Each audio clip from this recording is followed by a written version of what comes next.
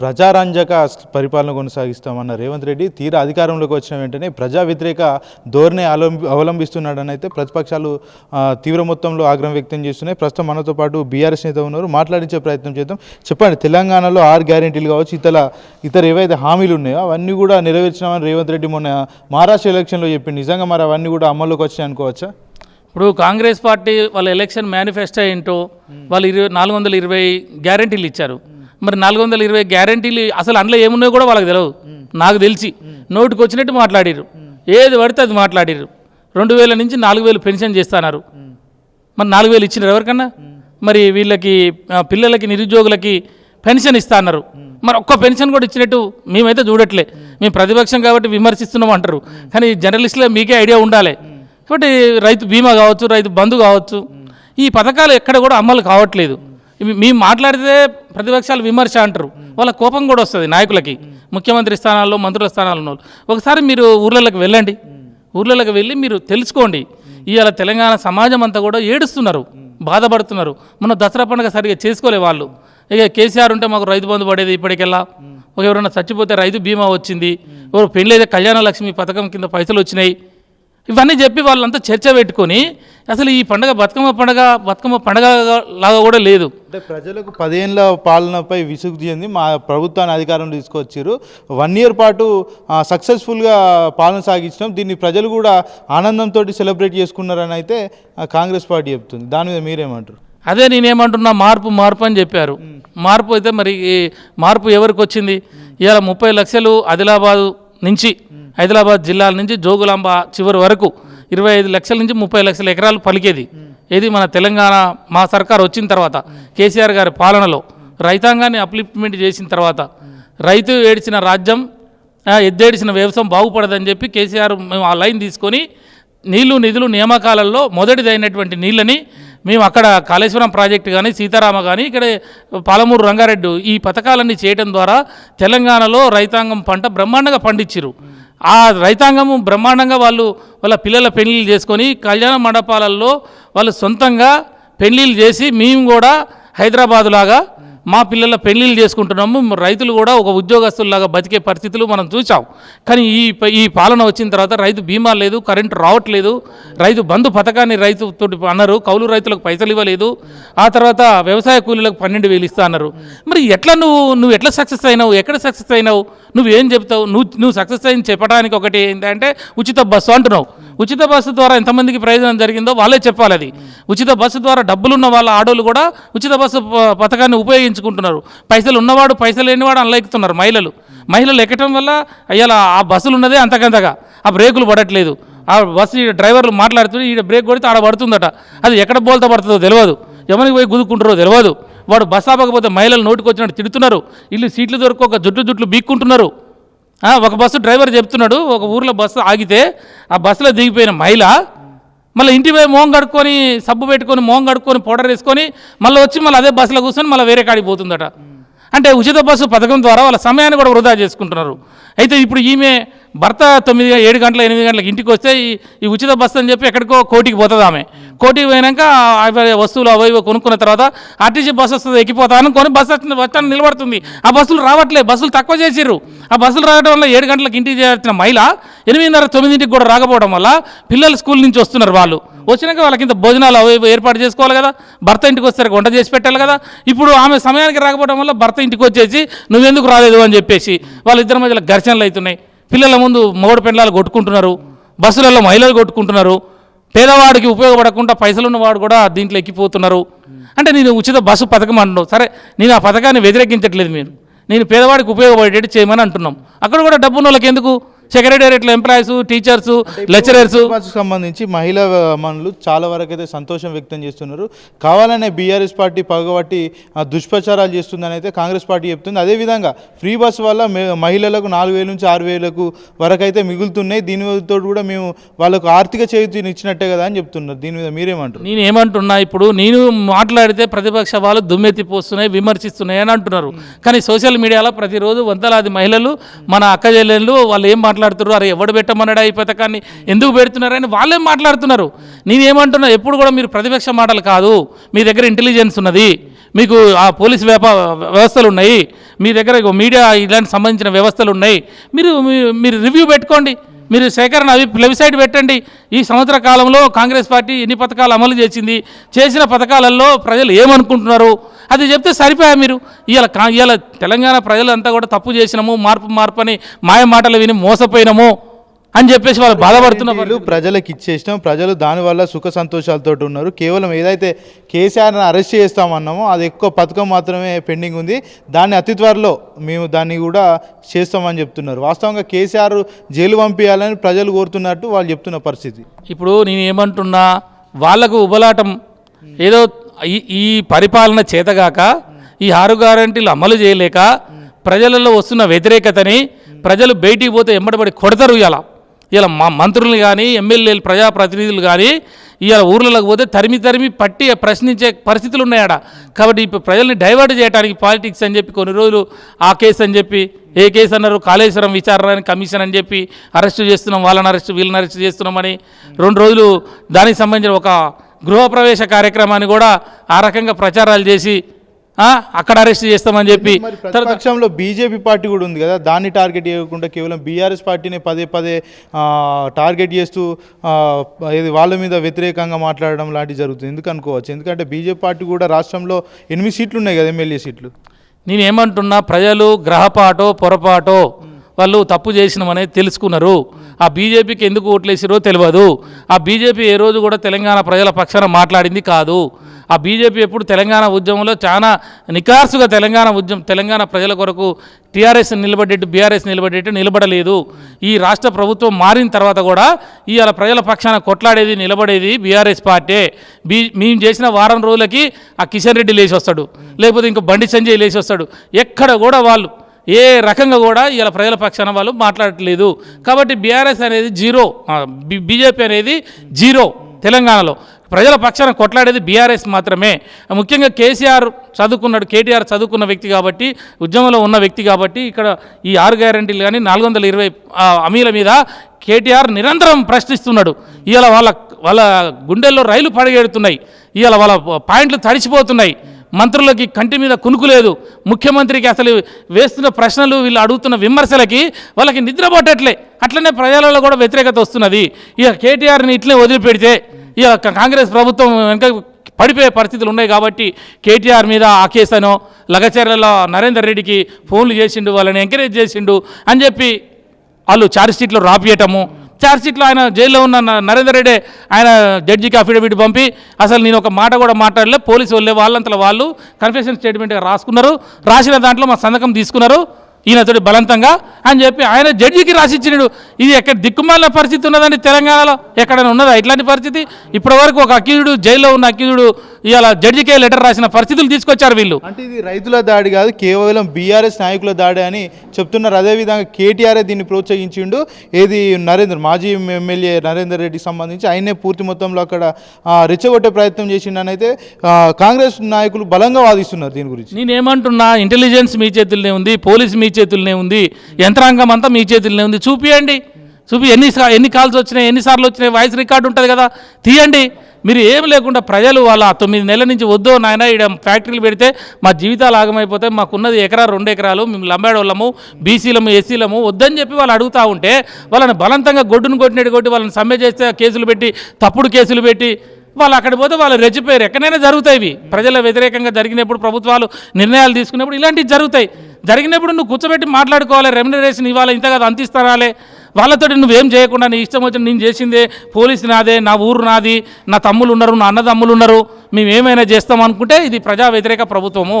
కాబట్టి నీ కేటీఆర్ అనే వ్యక్తి ఎక్కడ కూడా అది లేదు. ఆయన చెప్పినట్టు అక్యూడు ఎవరైతే నరేందర్ రెడ్డి గారిని ఏటుగా పెట్టినారో, మరి ఇంకోటి కాంగ్రెస్ పార్టీ నా కార్యకర్తలే ఉన్నారు కదా, అందులో వేరే బీజేపీ నాయకులు కూడా ఉన్నారని చెప్పేసి పోలీసు వాళ్ళు చెప్తున్నారు కదా, రాసిరు కదా. వాళ్ళందరి పేర్లు ఎందుకు డిలీట్ చేసిర్రు, వీళ్ళ పేర్లు ఎందుకు పెట్టిర్రు, దాంట్లో పట్నం నరేందర్ రెడ్డిని ఎందుకు పెట్టిర్రు, పట్నం నరేందర్ రెడ్డి కేటీఆర్ ఉన్నాడు అని చెప్పి మీరు ఒక కాన్స్పిరసీ అని చెప్పి ఇవన్నీ కేసు పెట్టి కేటీఆర్ని మీరు అరెస్ట్ చేయాలని చేస్తే ఇంకా నువ్వు బాల్ని ఎంత కింద కొడితే అంత పైకి వస్తుంది. ఇవాళ నువ్వు కేటీఆర్ని అరెస్ట్ చేస్తున్నావు, ఇంకొకరిని కేసీఆర్ అరెస్ట్ చేస్తున్నావు, ఆగిపోయేది కాదు ఇది. నువ్వు ఏదైతే మాటలు చెప్పినవో, నువ్వు ఏదైతే హామీలు ఇచ్చినవో, ప్రజలను నమ్మించి ఓట్లు బుట్టలు వేసుకున్నావో ఇవాళ ప్రజలందరికీ తెలిసిపోయింది కాంగ్రెస్ జూటా ప్రభుత్వము. కాంగ్రెస్ మోసపూరిత విధానాలతోటి కేవలం వాళ్ళని అరెస్ట్ చేస్తా, ఈ కేసులు పెడతా, ఆ కేసులు పెడతా అని చెప్పి ప్రజలను తప్పుదోవ పట్టిస్తూ నిరంతరం నువ్వు డైవర్ట్ పాలిటిక్స్ చేస్తా ఉన్నావు అనేది ఇలా తెలంగాణ సమాజానికి అర్థమైపోయింది. నిరుద్యోగుల అంశం కావచ్చు, రైతుల అంశం కావచ్చు, లగచర్ల కావచ్చు, లేకపోతే రామన్నపేటకు సంబంధించి కావచ్చు, ప్రతి అంశంలో కేటీఆర్ని టార్గెట్ చేస్తూ విమర్శలు చేస్తున్నారు. ఎందుకు కేటీఆర్ని టార్గెట్ చేస్తున్నారు అనుకోవచ్చు. ఇవాళ కేటీ రామారావు గారు అడిగే ప్రశ్నలకు వాళ్ళ దగ్గర సమాధానం లేదు. కేటీఆర్ అడుగుతున్న ప్రశ్నలకి కంటి మీద కునుకు లేకుండా ముఖ్యమంత్రి గారు ఈరోజు నిద్రపోవటం లేదు. మంత్రులు కూడా భయపడిపోతా ఉన్నారు. ప్రజాప్రతినిధులు తెలంగాణలో కాంగ్రెస్ ప్రభుత్వం ఇలా కేటీఆర్ పేరు చెప్తే గజ గజ గజ వణికిపోతున్నారు. వాళ్ళ పాయింట్లు తడిచిపోతున్నాయి. కేటీఆర్ అనే చదువుకున్న వ్యక్తి పాలసీ ప్రకారం ఆయన 10 సంవత్సరాలు మంత్రిగా చేసిండు. శాఖ మీద పట్టున్నది, అడ్మినిస్ట్రేషన్ తెలుసు, అధికారులతోటి ఏం కావాలనో తెలుసు. ఇతర దేశాలతోటి ఆయన అడ్మినిస్ట్రేషన్లో పోయి వాళ్ళని ఒప్పించి మెప్పించి భారతదేశంలో అనేక పెద్ద ఫ్యాక్టరీలను తీసుకొచ్చి రాష్ట్రంలో నిర్మించినాడు. హైదరాబాద్లో ఫేస్బుక్, గూగుల్, అమెజాన్ లాంటి కంపెనీలు పెట్టి హైదరాబాద్ నగరాన్ని అభివృద్ధి చేసి అండర్ పాస్లు, ఫ్లైఓవర్లు, అనేక రకాల రోడ్ల విస్తరణ, డెవలప్మెంట్ కార్యక్రమాలు చేసినాడు. మూసి సుందరీకరణ, ఎస్టీపీలు నిర్మించినాడు. కేటీఆర్ అనే వ్యక్తి కేసీఆర్కి తగ్గట్టు తండ్రికి తగ్గ తనయుడుగా అది ఈరోజు అడ్మినిస్ట్రేషన్లో వస్తున్నాడు. ఆయన అడిగే ప్రశ్నలకు వీళ్ళ దగ్గర సమాధానం లేదు, చదువు లేదు, అడ్మినిస్ట్రేషన్లో పట్టు లేదు, తెలివి లేదు, దాని మీద అవగాహన లేదు. నోటికి వచ్చినట్టు మాట్లాడతాడు. రైతు బంధు అమలు చేసిన ఒక ఆయన అంటాడు, రైతు బంధు ఇంకా అమలు చేయలేదు, ఇంకా కొంతమంది చేయాలని ఇంకో మంత్రి చెప్తాడు. అసలు వాళ్ళకి ఏమైనా అవగాహన ఉన్నదా? వాళ్ళు ఎప్పుడైనా రివ్యూ పెట్టినారా? శాఖలతో కూర్చున్నారా? ప్రిన్సిపల్ సెక్రటరీతో కూర్చున్నారా? సెక్రటరీతో కూర్చున్నారా?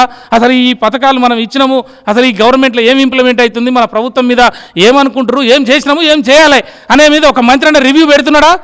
ఇష్టం వచ్చినట్టు వాళ్ళు ఈ హెలికాప్టర్ వేసుకొని ఒక ఆయన ఆడిపోవడం. ముఖ్యమంత్రి వాడింది కాబట్టి నేను వాడతా, నేను ముఖ్యమంత్రికి ఏమైనా తక్కువనా, ముఖ్యమంత్రి కన్నా నేను సీనియర్ని, నిన్న మొన్న వచ్చిన నాయకుడు, ఆయన ఏం చేస్తాడు, ఆయనకేం తెలుసు అని వాళ్ళే కొట్టుకుంటున్నారు. ఇలా ఏం పరిస్థితి ఉన్నది? గందరగోళ పరిస్థితులు ఉన్నాయి. పరిపాలన మొత్తం కూడా అటకెక్కిపోయింది. ఇలా గిరిజన విద్యార్థులు ఏందండి వాళ్ళు? ఇలా మేము ఉన్నప్పుడు 1000 గురుకుల పాఠశాలలు పెట్టి మంచి భోజనాలు పెట్టి ఇంగ్లీష్ ఎడ్యుకేషన్ ఇచ్చాం. ఇలా పిల్లలకు మంచి భోజనాలు పెట్టకుండా కూరగాయలు మురిగిపోయినవి పెట్టి అక్కడ ఉన్న క్యాంటీన్ సరిగా లేకుండా అక్కడ శుభ్రత లేకుండా ఆ పిల్లలకి ఆ అన్నం పెడితే అది ఫుడ్ పాయిజన్ అయిపోయి ఇలా దానికి సంబంధించిన ఏంది అది కొమరంభీం జిల్లాలో ఆడపిల్లలంతా ఇలా పిల్లలు చచ్చిపోతున్నారు. ఇలా 45 మంది సంవత్సరంలో పిల్లలు చచ్చిపోయారంటే ఇది సిగ్గుచేటు కాదా?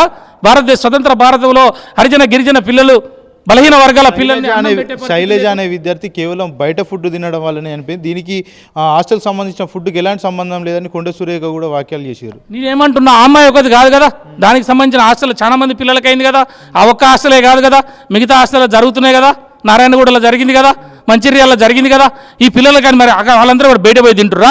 వాళ్ళు బయట పోయి తింటున్నట్టు నువ్వు అన్నం పెట్టట్లేదని నువ్వు ఒప్పుకుంటున్నట్టే కదా. కొండ సురేఖ గారు ఆమె మంత్రి కమిటీ అవుతున్నది.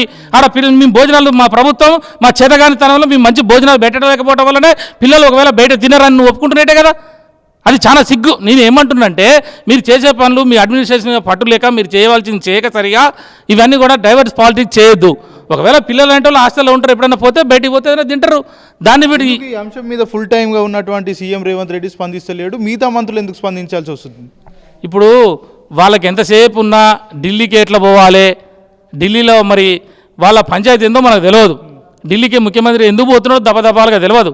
సంవత్సరం అయినా కూడా అన్ని శాఖలు వారి దగ్గర ఎందుకున్నది తెలియదు. పెట్టుబడులు చేయడానికి మాత్రమే నేను వెళ్ళాల్సి వస్తుందని రేవంత్ రెడ్డి నువ్వు ఎన్ని పెట్టుబడులు తెచ్చినావు, ఏ కంపెనీ సీఈఓతో కలిసినావు, ఎంతమంది పరిశ్రమలు వచ్చినాయి, ఎన్ని పరిశ్రమలు వచ్చినాయి, ఇవన్నీ ప్రజలకు తెలియదా? కేవలం నీకు అంతర్గత రాజకీయాలు ఇక్కడ ఉన్నటువంటి కాంగ్రెస్ గవర్నమెంట్లో మీరు సీటుని కాపాడటం కోసము ఇట్లాంటివి చేస్తున్నారు. ఇక కాంగ్రెస్ పార్టీ నేషనల్ లెవెల్లో ఎలక్షన్స్ పోతున్నది కాబట్టి ఫండింగ్ కావాలి.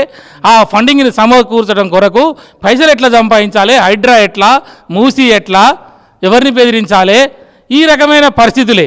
నిన్న మంత్రి మీద మరి జరిగింది, అక్కడ దాడి జరిగింది. ఆ దాడి గురించి ఎందుకు జరిగింది, ఎవరు చేసిర్రు, ఆయన దగ్గర ఏమి దొరికినాయి, అవి బయటికి తీయట్లేదు మీరు. అంటే ఈయన మీద దాడి చేసి వాళ్ళు ఎవరిని కంట్రోల్ చేయడానికో, అక్కడి నుంచి ఏమి డైరెక్షన్స్ వస్తున్నాయో, ఏమి ఇన్స్ట్రక్షన్స్ వస్తున్నాయో, ఇక్కడ ఏం జరుగుతుందో తెలియదు. మొత్తం మీద ఈ మంత్రుల మధ్యలో, ఎమ్మెల్యేల మధ్యలో ఈయన మాత్రం 28 సార్లు ఉరికినాడు. ఒక సంవత్సరంలో 28 సార్లు. ఈ దేశంలో అయితే ఇంతవరకు ఇక్కడ ఉమ్మడి ఆంధ్రప్రదేశ్లో కూడా పోయినట్టు మేము చదవలేదు, చూడలే. కాబట్టి అసలు ఏం జరుగుతుంది? ప్రజల పాలన గాలికి వదిలేసి పిల్లలు చచ్చిపోతూ ఉంటే, రైతాంగం ఏడుస్తూ ఉంటే, ఆ బీసీలో సంవత్సరం కింద వాళ్ళు సర్పంచులు కావాలి. ఇవాళ 12,670 గ్రామ పంచాయతీలు ఉన్నాయి. ఇవాళ నువ్వు 42% వాళ్ళకి ఇస్తా అని చెప్పినావు. నువ్వు నిజంగా లెక్కలు చేసి ఎలక్షన్ సమయానుకూలంగా పెడితే ఇలా 6,000 మంది బిడ్డలు ఇలా సర్పంచ్ లైటోళ్ళు, 6,000 మంది ఎంపీటీసీ లైటోళ్ళు, మరి అక్కడ ఈ వార్డు మెంబర్ లైటోళ్ళు, జిల్లా పరిషత్ లైటోళ్ళు, మండల పరిషత్ లైటోళ్ళు 29,000 మంది బడుగు బలహీన వర్గాల ప్రజలు ఇలా తెలంగాణలో తెల్ల షర్ట్ వేసుకొని నేను సర్పంచ్ని, నేను ఎంపీటీసీని, నేను జడ్పీటీసీ చైర్మన్ని అని చెప్పేటోళ్ళు. వాళ్ళకి అవకాశం ఇవ్వకుండా తుంగల దొక్కి పడేసినావు. ఇలా బీసీలను మొత్తం అన్యాయం చేస్తూ ఉన్నావు. అంటే ఏంటి ప్రజాపాలన అంటే బీసీలను వెనకకి నెట్టేయటమా? 30 ఏళ్ళు వెనకకి తీసుకుపోయి తెలంగాణని పరిపాలించడమా? అసలు అంటే కేసీఆర్ ఆనవాళ్ళు లేకుండా చేస్తా, ఆ బిల్డింగులు కూలుస్తా, ఏమిటా ఇవి? నువ్వు నిర్మించిన దానికన్నా మంచిగా నిర్మించు, పరిపాలన చేసిన దానికన్నా మంచిగా చేయాలి. కానీ కేసీఆర్ లేకుండా, కేసీఆర్ అనే వ్యక్తి ప్రజల హృదయాల్లో ఉన్నాడు. కేసీఆర్ కాళేశ్వరం నీళ్ళ ద్వారా ఇంటింటికి వచ్చే మంచినీళ్ళల్లో కేసీఆర్ ఉన్నాడు, ప్రజలు తాగుతున్నారు. కేసీఆర్ సెక్రటరీ బిల్డింగ్ దేదీప్యమానంగా వెలుగుతున్నాడు. నువ్వు కూర్చునే కుర్చీ ఎవరిచ్చినా నీకు? కేసీఆర్ ఇవ్వలేదా? నీకు వచ్చిన పదవి ఎవరి ద్వారా వచ్చింది? కేసీఆర్ ద్వారా రాలేదా? ఇలా తెలంగాణలో భూములు మొత్తం 30 లక్షల రూపాయల ఎకరం ఒకటేసారి 10 రెట్లు పెరిగిపోయిందే. ప్రతి ఒక్కరు ఆత్మగౌరవంతో బతుకుతున్నాడే తెలంగాణలో. ఇవన్నీ కేసీఆర్ ద్వారా రాలేదా? అంటే నువ్వు భూముల రేట్లు వెనకకి తీసుకుపోతావా? హైదరాబాద్ నగరంలో రియల్ ఎస్టేట్ నెంబర్ 1 అని చెప్పిన దాన్ని వెనకకి తీసుకుపోయి కేసీఆర్ని లేకుండా చేస్తావా? ఇలా పంట పండించే భారతదేశంలో నెంబర్ 1 స్థితి పంజాబ్ని మించి తెలంగాణ వచ్చిందే. నువ్వు మళ్ళా తెలంగాణని వెనకకి తీసుకుపోతావా? ఎట్లా కేసీఆర్ని లేకుండా చేస్తావని అడుగుతున్నా నేను. కాబట్టి నేను ఏమంటున్నా, నీకు చేతగాక, తెలివి లేక, అడ్మినిస్ట్రేషన్ మీద పట్టు లేక, నీకు ఇంతకుముందు మంత్రి పదవి చేసిన అనుభవం లేదు, ఎవరన్నా సీనియర్ ఆలోచనలు తీసుకునే తెలివితేటలు లేవు, నువ్వు ఎంతసేపు నా కుర్చీ కొట్లాటలనే ఉన్నావు. నువ్వు పక్కదారిలో ఏదో దీంట్లో వచ్చినావు, నువ్వు అడ్డి మారి గుడ్డి సూటి అంటారు చూసినావు, అట్లా గుడ్డి అయితే చాలా పడ్డట్టు నువ్వు ఆ కాంగ్రెస్ పార్టీలో వాళ్ళకి దిక్కుమొక్కు లేక నీకు ఆ రోజు పీసీసీ పదవి ఇచ్చారు. ఆ తర్వాత ఎలక్షన్ జరిగినాయి. మార్పు అనే అమాయక ప్రజలు కాంగ్రెస్ చెప్పిన మాయ మాటల్లో ఇరుక్కుపోయి గ్రహపాటో పొరపాటో మళ్ళీ అంటున్నారు, రికార్డు చేయి, గ్రహపాటో పొరపాటో తెలంగాణలో కాంగ్రెస్ పాలన వచ్చింది.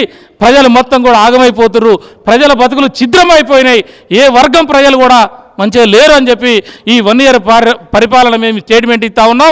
మీరు కనుక మీరు ఊర్లలోకి పోతే మీ మంత్రులను కానీ, మీ ఎమ్మెల్యేలను కానీ, ముఖ్యమంత్రితో సహా తెలంగాణ జనం ఎంబడిపడి తరిమి కొట్టి మీరు ఇచ్చే వాగ్దానాలు, మీరు తప్పుడు వాగ్దానాలు మోసం చేసిరని చెప్పి తెలంగాణ పల్లెల నుంచి తరిమి కొట్టే రోజులు దగ్గరలో ఉన్నాయి.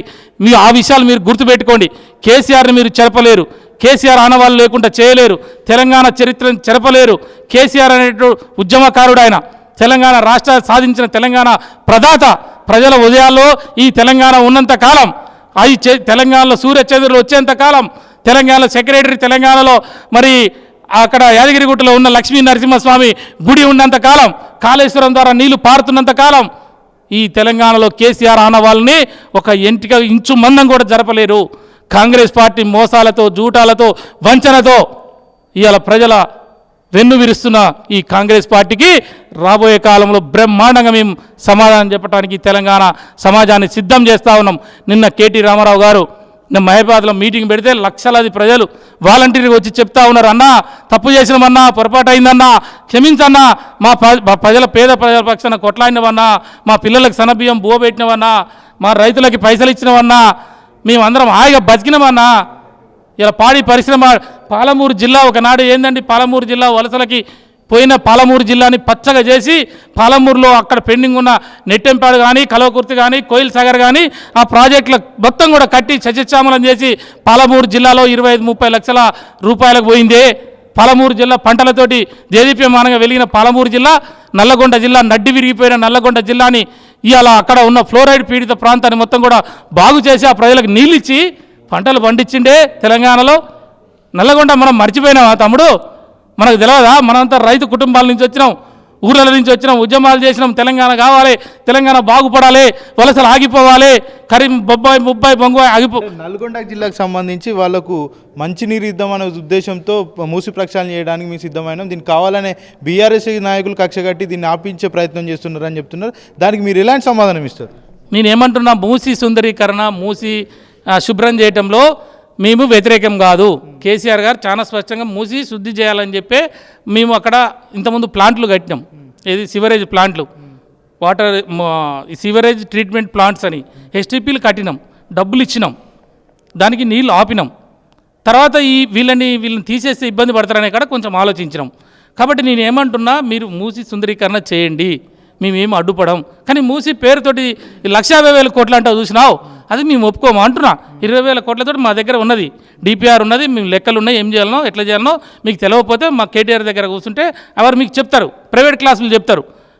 మీ ముఖ్యమంత్రికి కానీ మీ మంత్రులకు కానీ మీరు కేటీఆర్ గారి దగ్గర కూర్చొని మీరు ప్రైవేట్ క్లాసులు చెప్పించుకోండి. కేసీఆర్ గారి దగ్గరికి వెళ్ళండి, అయ్యా నువ్వు కొట్లాడి తెలంగాణ రాష్ట్రాన్ని సాధించినవు, సరే ప్రజలు మేము చెప్పిన మాయ మాటలకి మాకు ఓట్లు వేసిర్రు, ఇలా మా చేత కావట్లేదు, అసలు మీ విజన్ ఏంటి, మీరు ఎక్కడ తెలంగాణని నెంబర్ 1 స్థితిలోకి తెచ్చిరు కదా. మూసి నిర్వాసితులు వాళ్ళు వెళ్ళడానికి మేము ఏదైతే డబుల్ బెడ్రూమ్ ఇస్తామన్నారో దానికి సానుకూలంగా ఉన్నారు. కావాలనే బీఆర్ఎస్ నాయకులు కొంతమంది పేటీఎం బ్యాచ్ని తీసుకొచ్చి వాళ్ళ మీద తిట్టించే ప్రయత్నం చేస్తున్నారని అయితే చెప్తున్న సందర్భం, దానికి మీరు ఎలాంటి ఆన్సర్ ఇస్తారు? ఇప్పుడు మేము చెప్పే కావు, సోషల్ మీడియాలో అందరూ చూసినారు. అసలు మూసి బాధితులు ఎంతమంది, మూసి బాధితులకు నువ్వు ఎన్ని ఇండ్లు ఇస్తావు, అసలు ఆ ఇండ్లు ఎవరి కోసం వచ్చినాయి, ఆ ఇండ్లు డబుల్ బెడ్రూమ్ పేద వర్గాలకి మా ప్రభుత్వంలో అక్కడ అప్లికేషన్స్ ఉన్నాయి ఆల్రెడీ, ఆధార్ కార్డుతో సహా వాళ్ళు అప్లికేషన్లు పెట్టిరు, వాళ్ళ కోసం మేము ఇచ్చేది ఉండే. కానీ ప్రభుత్వం బదిలా జరగడం వల్ల మరి వాళ్ళందరూ ఎడిపోవాలి, వాళ్ళందరూ అప్లికేషన్ పెట్టుకున్న వాళ్ళు క్వాలిఫైడ్ పర్సన్స్ మేము చిట్టీలు తీసినవి ఉన్నాయి కదా. తర్వాత ఈ ఎలక్షన్స్ రావడం వల్ల ఆగిపోయింది కదా. నువ్వు వాళ్ళకిచ్చే క్వాలిఫైడ్ పర్సన్స్ వదిలిపెట్టి ఈ మూసి అనేది నువ్వు ఇక్కడ ల్యాండ్ అక్విజిషన్ యాక్ట్లో ఏం చెప్తున్నది, వీరికి సరైన పరిహారం ఇవ్వాలి, వీళ్ళని రిహాబిలిటేషన్ చేయాలి, వీళ్ళు ఎంతమంది ఉన్నారు, వీళ్ళకి పోయింది ఎంత, వీళ్ళకి ఇచ్చేది ఎంత, ఇది అలాగే సబ్జెక్టు. వాళ్ళకి 25,000 ఇస్తామని కూడా చెప్తున్నారు కదా. నేనేమంటున్నా, నువ్వు ఎంతమందిని తీసినావు, ఎంతమందికి ఇస్తున్నావు, నువ్వు చేయమంటున్నావు, మేము వద్దంటున్నాం, మేము అభివృద్ధి నిరోధకులం కాదు, నువ్వు బ్రహ్మాండంగా అభివృద్ధి మాకన్నా ఎక్కువ చేయాలని కోరుకుంటున్నాం మేము.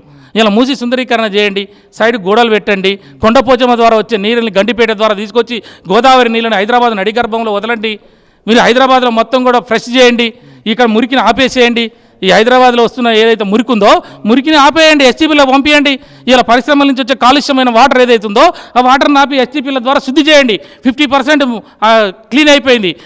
కొండపోచమ్మ ద్వారా వచ్చే నీళ్ళని గండిపేట ద్వారా గండిపేట గేట్లు ఎత్తితే మూసీలకు వస్తాయి వాటరు, గోదావరి నీళ్ళు మూసీలకు వస్తే మూసీ మొత్తం క్లియర్ అయిపోద్ది. నువ్వు మేము 12 బ్రిడ్జిలకి శాంక్షన్ చేశాం, ఆ బ్రిడ్జిలు కట్టండి, అక్కడ మీరు తలుపులు పెట్టండి, నీళ్ళన్నీ ఆపండి, ఆ నీళ్ళలో స్వచ్ఛమైన నీళ్ళలో చేపలు వేయండి, మీరు కడుతున్న ఆకాశ హర్మాలు కట్టండి, ఇంటర్నేషనల్ ఎవరైతే టూరిస్టులు ఉంటారో వాళ్ళని రానియండి, బోటింగ్ సిస్టమ్ పెట్టండి, ఇక్కడ కూడా బోటింగ్ సిస్టమ్ డెవలప్ చేయండి, మీరు మంచిగా పెంచండి వనరులు, మేమేం కాదంటులే. కానీ అక్కడ నువ్వు ఏదైతే రామన్నపేటలో మళ్ళా ఆడికి తీసుకుపోయి అక్కడ రాజకీయం చేసి అక్కడ పాదయాత్ర చేస్తా అంటావు, ఇక్కడ ఎందుకు పాదయాత్ర చేయమంటున్నావు అంటే ఇక్కడ ఎమ్మడబడి కొడతారనేగా, ఇక్కడ తరుముతారనే కదా, వాళ్ళకి అన్యాయం చేస్తున్నానే ఒప్పుకున్నట్టే కదా. ఈవెన్ నల్గొండ జిల్లాలో అక్కడ ఉంది తమ్మి మురుకుంది, నేను నల్గొండ జిల్లా బిడ్డని, మూసి నీళ్ళు తాగి పెరిగిన నేను, ఎవ్వడు మూసి నీళ్ళు తాగాలని కోరుకోడు. ఇక ఆ మూసి మొత్తం కూడా మేము వచ్చిన తర్వాత మిషన్ భగీరథ నీళ్ళ ద్వారా సూర్యాపేట మొత్తం నల్గొండ జిల్లా మొత్తం కూడా మిషన్ భగీరథ కృష్ణా నీళ్ళు ఇచ్చినాం, బ్రహ్మాండంగా ఆడ నీళ్ళు తాగుతుర్రు. ఇలా సబ్జెక్ట్ లేదు, కానీ ఇక్కడ ఏదో వ్యవసాయం చేసే భూములు ఉన్నాయి అవి ఇబ్బంది పడుతున్నాయి. దానికోసం ఎస్టీపీల ద్వారా గోదావరి నీళ్ళు ఇస్తే వీళ్ళు కూడా బ్రహ్మాండంగా, ఈ రంగారెడ్డి కొంత ప్రాంతం, మన నల్గొండ జిల్లా కొంత ప్రాంతం, వాళ్ళందరూ కూడా రైతులు బ్రహ్మాండంగా బతుకుతారు, వాళ్ళు కూడా కూరగాయలు పండిస్తారు, పంటలు పండిస్తారు. కానీ దీనికోసం 1,50,000 కోట్లు పెట్టకూడదు అనేదే మా సబ్జెక్టు. కాబట్టి మేము బీఆర్ఎస్ పార్టీగా మేము కోరుకునేది ఏంటి అంటే మూసి సుందరీకరణ జరగాలి, మాకన్నా అభివృద్ధి పదంలో కాంగ్రెస్ పార్టీ ముందుకు పోవాలి. ఒకటి, గతంలో ఎన్నడూ లేని విధంగా ఈ ఏడాది అత్యధిక ధాన్యం దిగుబడి చేసినామని అయితే ప్రభుత్వం చెప్తుంది, నిజమే అంటారు అది? అయితే నేనేమంటున్నా, ఆ ధాన్యం దిగుబడి కావడానికి ఇంతకుముందు వనరులన్నీ ఎవరు చేశారు? కాళేశ్వరం ప్రాజెక్టు కట్టింది ఎవరు? కాళేశ్వరం ద్వారా గొలుసుకట్టు చెరువులు నింపింది ఎవరు? ఆ నీళ్లు కట్టడం ద్వారా సర్ఫేస్ వాటర్ ఎట్లా పెరిగింది? పెరిగిన తర్వాతనే కదా ఈరోజు నువ్వు గతంలో 70% జరిగితే ఇంకో 10% జరిగింది. ఇలా ఇంకోటి ఏంటంటే వర్షాలు బ్రహ్మాండంగా పండినాయి కదా, ప్రతి సంవత్సరం ఏమో ఇబ్బందులు జరిగినాయి, ఈ సంవత్సరం అట్లా లేదు, పుష్కలంగా వర్షాలు పడ్డాయి. తర్వాత అంతకుముందు సేద్యం జరిగినటువంటి మీకు విషయం చెప్పాలి, తెలంగాణ ప్రాంతంలో బాయిగడ్డలు కింద లేదా పాత గోరీల కింద భూములను వదిలిపెట్టేవాళ్ళు. కానీ తెలంగాణ ఈ 10 సంవత్సరాలలో ఏం జరిగింది, ఆ బాయిగడ్డలను కూడా తీసేసి వ్యవసాయం చేసిర్రు. అంటే భూమి వేస్ట్గా పోవద్దని చెప్పి గతంలో ఎకరాలు బాయిగడ్డల కింద పోయాయి. ఎవరన్నా మన పెద్దవాళ్ళు చనిపోతే అక్కడ పెట్టే గోరీల కింద కొన్ని ఎకరాలు ఉంచుకునేవాళ్ళు. కానీ ఏం జరిగింది, ఆ గోరీలను కూడా తీసేసుకొని ఆ భూమిని సేద్యం చేసిరు. అంటే ఈ 10 సంవత్సరాల్లో ఏం జరిగింది, తెలంగాణలో ఒకనాడు మన మర్రి చెట్లు, సర్కారు చెట్లు, తుమ్మ చెట్లు, మోదుగు చెట్లు, లొటఫిష్ చెట్లు, మనకు పంట లేదు, మనకు నీళ్లు లేవు, మనం వ్యవసాయం చేయలే, మనకు ఇబ్బందులు ఉండే. కానీ ఈ నీళ్లు రావడం ద్వారా ఇవన్నీ కూడా సేద్యం అయిపోయింది, బ్రహ్మాండంగా వ్యవసాయం అభివృద్ధి అయింది, పచ్చగా తెలంగాణ మారిపోయింది.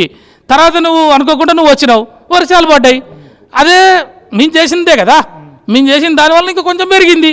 దానికి నువ్వు చేసినవా? నువ్వేం కాళేశ్వరం కట్టినవా? నువ్వు ఇంకో ప్రాజెక్టు కట్టినవా? అసలు నువ్వేం చేసినవని నీకు రైట్ ఉంది అంటున్నా నేను.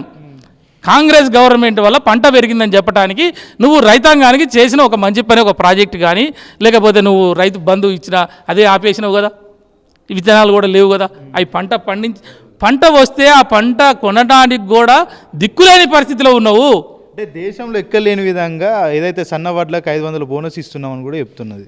నేనేమంటున్నా, ఆ రోజు ఏం చెప్పినా నువ్వు, పండించిన పంట అది వరి పంట, అది కందులా, అవి పెసల్లా, అవి ఏమన్నా కానీ ఏ పంట పండించినా నేను బోనస్ రేట్లు ఇస్తా అని చెప్పిండు. ఇది మేనిఫెస్టోలో నేను చెప్పే కాకమ్మ కథ కాదు. నువ్వు కానీ ఏం చేసావు ఈరోజు? ఆ పంటలకి దేనికి ఇవ్వలే. ఆఖరికి ఇప్పుడు బ్రహ్మాండంగా మాకాడ పండించేది దొడ్డు ఓట్లు వస్తాయి మన దగ్గర, మరి ఆ పంటకి ఇవ్వలే. ఆఖరికి సన్నాలకి ఇస్తా అన్నావు, అవి ఎంతవరకు ఇచ్చినావు, ఎవరికి ఇచ్చినావు? ఇవాళ తెలుసా మీకు 6 కేజీల నుంచి 7 కేజీలు ఒక కింటాకి వెనకపోతుంది. అంటే వీళ్ళు ఒడ్లు కొనలేకపోతే మార్కెట్లో దళారీలు పెరిగిపోయి ప్రభుత్వం కొనకపోతే ఆ దళారీలు వాళ్ళు ఇంత మింగి ఆ పంటని మిల్లర్లో తీసుకుపోతే మిల్లర్లు ఏమంటారు తెలుసా? 6 కేజీల నుంచి 5 కేజీలు ఒక్క కింటాల్కి నష్టపోతున్నారు. ఇవాళ 2 రైతులు భార్య భర్తలు నిన్న మహబూబ్నగర్ జిల్లాలో ఎక్కడో వాళ్ళు ఆత్మహత్య ప్రయత్నం చేసుకున్నారు. పెట్రోల్ పోసి మంట పెట్టుకున్నారు. మంట పెట్టుకునే పరిస్థితిలో ఉంటే రైతాంగం వాళ్ళని ఆపింది. నువ్వు పంట పండించుకున్న కారుగాలం కష్టపడి 24 గంటలు వాళ్ళు రక్తాన్ని చెమటగా మార్చి కష్టపడి పొలం దున్ని పంట పండించి రాత్రనక పగులనక రైతుకి ఇంకేముంటుందండి? వాళ్ళకి వేరే పని ఉండదు. అన్నం తింటారు, భూమి మీద బతుకుతారు, వాళ్ళు భూమి మీద పని చేస్తారు, పంట పండిస్తారు. పండించిన పంటను కూడా నువ్వు కొనలేని దిక్కుమాలిన స్టేజ్లో ఉండి నువ్వు సంవత్సరం అంటే వార్షికోత్సవాలు సిగ్గుండాలి చెప్పుకోనికి. ఏం చేసినవని నువ్వు, ఏం ఉద్ధరించినవని నువ్వు, నీ వల్ల ఎవడో లాభపడ్డాడు అంటున్నా నేను. కాబట్టి నేనేమంటున్నా, మీ మంత్రులకి ఆ పదవుల్లో కొనసాగే రైట్ లేదు అంటున్నా నేను. ముఖ్యమంత్రి కూడా రేవంత్ రెడ్డి ఇతర శాఖలకు కూడా మంత్రులు ఉన్నాడు, విద్యాశాఖ కావచ్చు, గిరిజన శాఖ కావచ్చు, అదేవిధంగా హోమ్ మినిస్టర్ కూడా ఉన్నాడు. దానికి ఏమైనా న్యాయం చేస్తున్నాడు అనుకోవచ్చు? అసలు ఆయన 28 సార్లు ఢిల్లీకి తిరగడానికే సరిపోయింది. ఆయన వచ్చి స్టేజ్ల మీద కూర్చొని ఆయన ఏం మాట్లాడుతున్నాడో, ఎవరి ఫోన్ వస్తుందో, అది ఢిల్లీదా పక్క మంత్రులదా, ఆయనకు అదే సరిపోతున్నది. కేసీఆర్ని తిట్టుడే సరిపోతున్నది. ఓ మీటింగ్కి రావాలి, కేసీఆర్ని తిట్టాలి. ఓ మీటింగ్కి రావాలి, కేటీఆర్ మీద కుంభకోణాలు అనాలి. ఓ మీటింగ్కి రావాలి, కొత్త విషయాలు చెప్పాలి, గాయ చేయాలి, అబద్ధాల మాటలతో చెప్పాలి.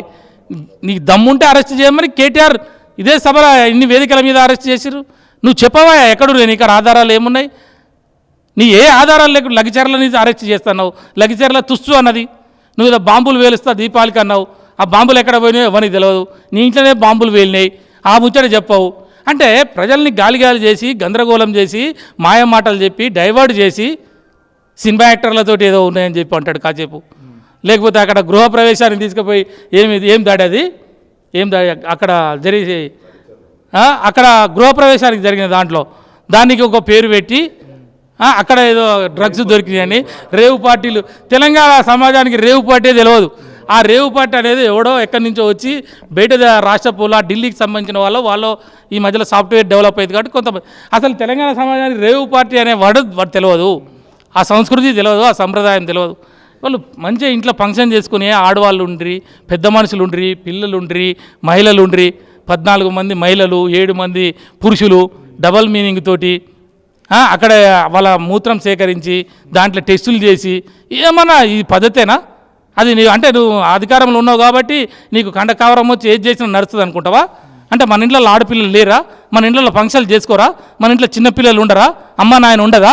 భార్య భర్తలు ఉండరా? మూత్రం నువ్వు టెస్టులు చేస్తావు. ఏ అధికారంతో నువ్వు వాళ్ళని తీసినావు అంటున్నా నేను. అంటే నువ్వు తప్పుడు ఆరోపణలు చేసి అంటే కేటీఆర్ బామ్మారి దీంట్లో రేవు పార్టీ అందులో ఆడోళ్ళు మగోళ్ళు ఉండరని ఏందా ఇది? ఎంత చిల్లరగా ఫెయిల్ అయిపోయినావు.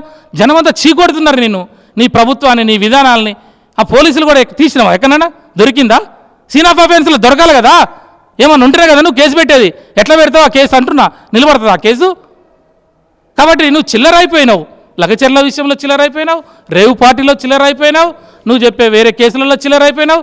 నువ్వు కేటీ రామారావు ఎంటిగా కూడా పీకలేవు. మళ్ళీ నేను బాధ్యత చెప్తున్నా, నేను కేసీఆర్ని కానీ కేటీ రామారావు గారు కానీ హరీష్ గారు కానీ ఎవరిని కూడా నువ్వు కవితక్కని కూడా టచ్ చేయలేవు. మాడి మసి అయిపోతావు. తెలంగాణ బగ్గుమంటది. తెలంగాణ సమాజం నీ పిచ్చి మాటలకో పిచ్చి పేలాపనలకో కూల కొడతా, తోసేస్తా, చరిత్ర లేకుండా చేస్తా, చంద్రబాబు నాయుడు మాటలు వింటా, చంద్రబాబు నాయుడు మాటలు నేను పరిపాలన చేస్తా అంటే ఇక్కడ ఒక్కొక్కడు ఒక అగ్గిపిడుగు. ఇక్కడ మాకు బూతులు రాక కాదు, మాటలు రాక కాదు, మైక్ అందుకుంటే నీ తాతలు మాట్లాడతాం బూతులు. నీకు ఎట్లా సమాధానం చెప్పాలనో ఎదురు చూస్తారు మా ఉద్యమకారులు. ఎందుకంటే పోనీ మా పెద్ద మనిషి ఒక మాట చెప్పిండు, అరే వానికి కూడా టైం ఇవ్వండి రా, ప్రజలు మార్పు కోరుకున్నారు, వాళ్ళని ఏం తెలుసో వాళ్ళకాడ ఏముందో చేయనియండి అని ఆయన సపోర్ట్ కాకుండా నువ్వు ఉన్నాడు. మేమందరం కూడా నోరు మూసుకొని ఇళ్ళలో కూర్చున్నాం. మేము బయటకు వచ్చినా, మా సార్ బయటకు వచ్చినా రేపు ఊకే తూటాలు పెరుగుతాయి. మిమ్మల్ని తరిమి తెలంగాణ సమాజం నిలబెట్టి ప్రశ్నించి ఇలా ఊర్లలకు రాకుండా చేసే పరిస్థితులు ఉంటాయి. వింటున్నావా? కాబట్టి ఇప్పటికైనా బుద్ధి తెచ్చుకో. కేసీఆర్ చేసిన పరిపాలన కన్నా మంచిగా చేయి, మంచి ఆలోచనతోటి పో. అంతేగాని నువ్వు నీ ఇష్టం వచ్చినట్టు చేస్తా అంటే మాత్రం ఈ సమాజం ఒప్పుకునే సమాజం కాదు. ఇది తిరగబడే సమాజం, ఇది ప్రశ్నించే సమాజం. కాంగ్రెస్ మాయమాటలకి మీరు చెప్పిన ఎలక్షన్ మేనిఫెస్టోకి తెలిసో తెలియకో మళ్ళీ అంటున్న పొరపాటో గ్రహపాటో అధికార బదిలీ జరిగింది, కానీ దాన్ని మళ్ళీ మేము సరిదిద్దుకోవాలని చెప్పి తెలంగాణ సమాజం అంతా ఎదురు చూస్తున్నారు. వాళ్ళందరూ కూడా సమ్మక్క సారెక్కలై చాకలాయలమ్మ పోరాట వారసులంతా కూడా ఊర్లలో ఎదురు చూస్తున్నారు. మీకు ఎట్లా బుద్ధి చెప్పాలనో కాంగ్రెస్ పార్టీ మంత్రులకు కానీ ముఖ్యమంత్రికి కానీ మిమ్మల్ని ప్రశ్నించి, మిమ్మల్ని తరిమి, మిమ్మల్ని సీట్ల నుంచి గుంజి కింద కూర్చోబెట్టి కేసీఆర్ని పైకెట్ట తీసుకురావాలని వాళ్ళకి తెలుసు.